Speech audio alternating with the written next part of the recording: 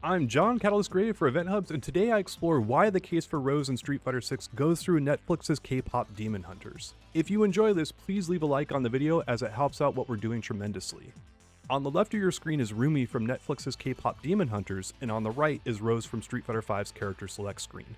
These images are in 4K resolution, and AI in no way, shape, or form is used in these videos on EventHubs at all. We do not believe in using AI, you don't see any AI here. You can see that the two characters bear a striking resemblance to one another, with Rose and Rumi with their hair color, similar face and eye shape, and noses and mouths. There's a difference in eye color and makeup, but little beyond for these two characters. They look very, very similar. Netflix's KPop Demon Hunters has over 236 million views and is the most watched film on Netflix, the world's biggest streaming company. The story here on EventHubs, which we launched back in December, has had a very similar rise to the top as it surpassed our EVO 2025 results story as the most popular story on EventHubs for the last year, having over 120,000 views to date.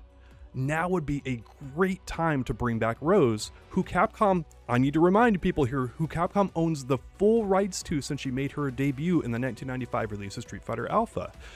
This is a character Capcom can use however, wherever they want to because it's their IP. They've made her, they kind of lucked into her looking like one of the most popular characters on the planet right now.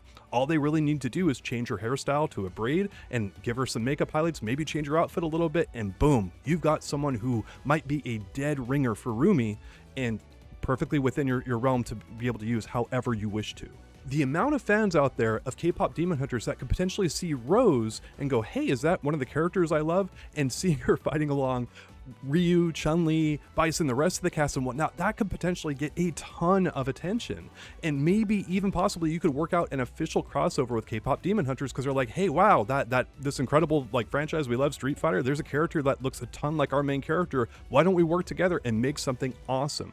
If that goes well, if that comes to pass and everything clicks, it would be a win for the entire Street Fighter 6 player base because this would fuel DLC sales, it would fuel a bunch of marketing, it's a bunch of stuff that could potentially add up and make for a major addition to the game, more so than any other character that Capcom could include in the game right now from their Street Fighter roster.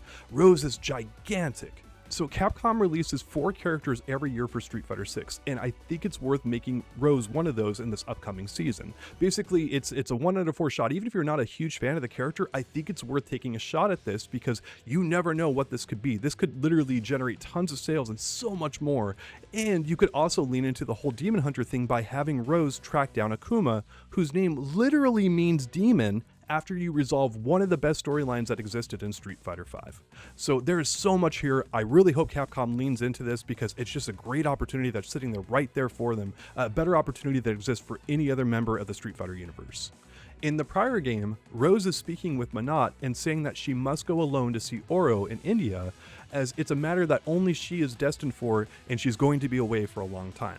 Rose confirms the ending of Street Fighter V with Bison dying by Ryu and everyone else's help, but she says a new energy has emerged and she needs to consult with Oro about it and what it may mean. Oro is one of the most powerful Street Fighter characters on the planet. As such, he fights while holding back either a limb or balancing a turtle or some other thing so that people do not have to face his true power. He's that strong.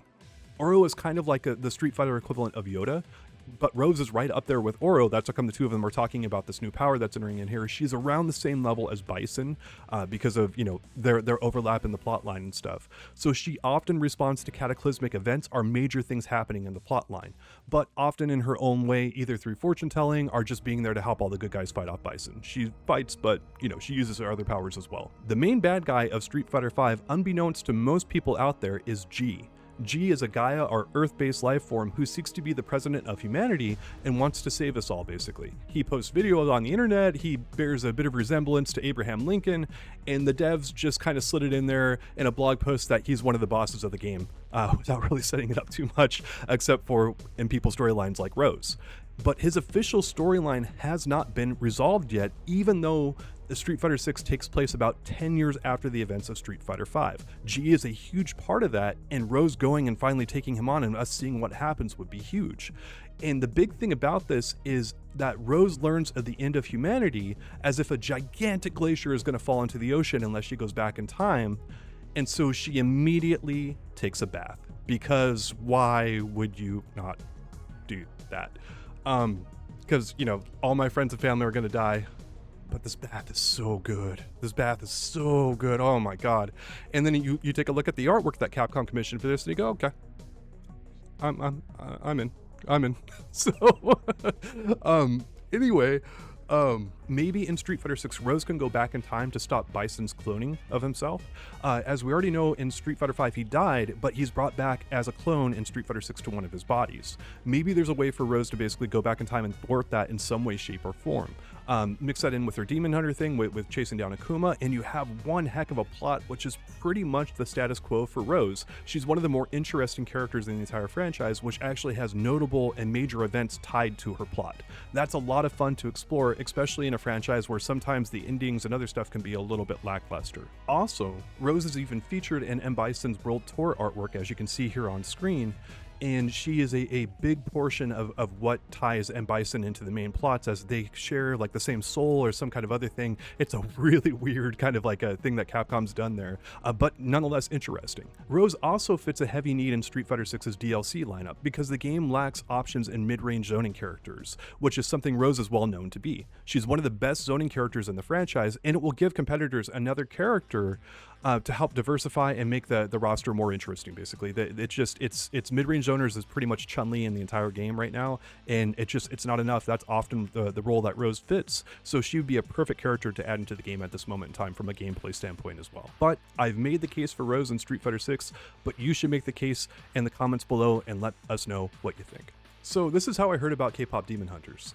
I have a friend who has a 1.5-year-old little boy who is a huge fan of KPop Demon Hunters, and like a lot of little boys that are 1.5 years old, they don't speak in complete sentences. They often abridge stuff quite a bit, right?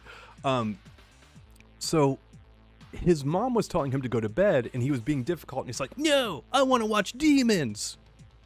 And his mom like looked at him like, what? And then he pointed to the K-pop Demon Hunter thing, and it's like, oh, okay.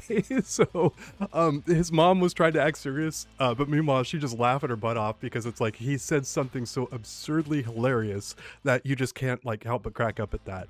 But that whole family that I'm friends with, they're into K-pop Demon Hunters, and they were showing me some of the posters and such for the show, and I'm like, that looks like Rose. And they're like, Rose? Who is that?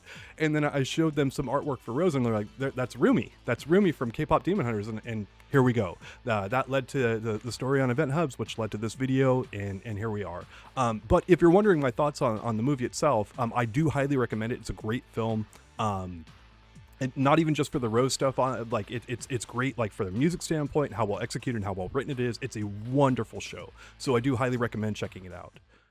So you guys have probably noticed that John Velociraptor Guerrero is not here next to me. Here's a little cutout and stuff of him, like in our style that we used to use. He's no longer with EventHubs, but he's moved on in his life. He's doing quite well. He's spent a number of years working on videos for this channel here on YouTube to really make it stand out and be something unique and special. He did a great job. I know our fans think he did a great job. He poured his heart and soul into EventHubs, and it was really beautiful, the work that he put together.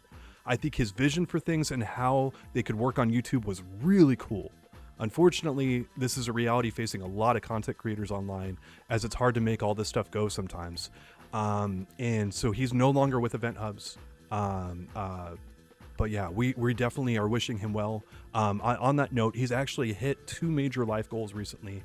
Major life goals that have been wonderful. I was there for one of them. He told me about another one that happened a few months back. So he's in a great spot. You know, it's not like, you know, but I'll add here that on a personal note, that working with John of Velociraptor was some of my favorite times working in the fighting game community.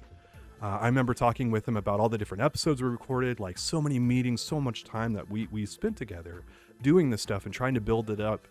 And it's very truly sad to have him not here anymore. But I'm very open to working with Velociraptor on the YouTube channel again. We'll see if we can get the timing and details to work out, but I know he has a lot of fans out there and people who would love to see him on the channel again.